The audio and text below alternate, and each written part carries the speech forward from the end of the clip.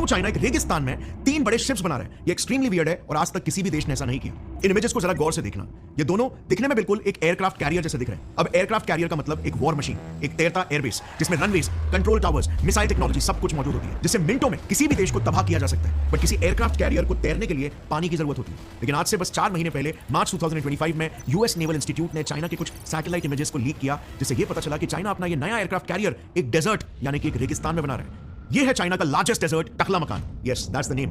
3.5 lakh square kilometre के area में फैला एक वीरान रेगिस्तान, जहां पर दूर दूर तक सिर्फ रेती और खामोशी है जो कानों में गूंजती है। बट ऐसे बेरहम वातावरण में चाइनीज आर्मी ने सिर्फ एक एयरक्राफ्ट कैरियर नहीं बनाया, बल्कि एक पूरी नेवी खड़ी कर दी है। China's military has built replicas of a US Navy aircraft carrier and other US warships. We have to assume that China wanted us to see these in the desert.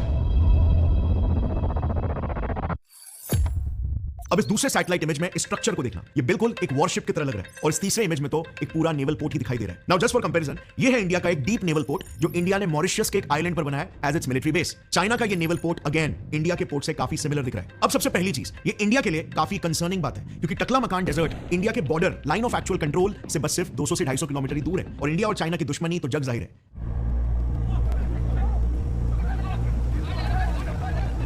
But इसके अलावा एक दूसरा important बात यह है कि America is petrified of this.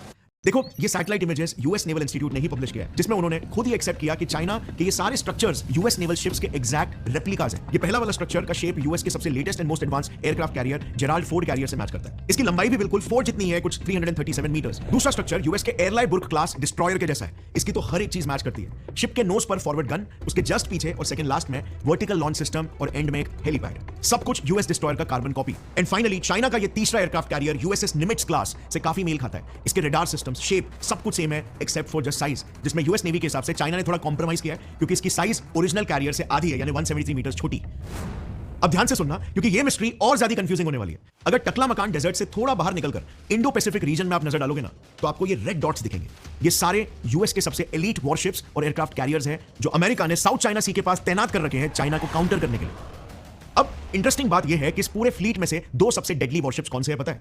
USS निमिट्ज aircraft carrier और airline बुर्क class destroyer. Exactly वही 2 वॉरशिप्स जिसके रेप्लिकास चाइना अपने टकलामकान डेजर्ट में बना रहा है। सो डेफिनेटली ये कोई कोइंसिडेंस तो बिल्कुल नहीं है। ये चाइना की एक सोची समझी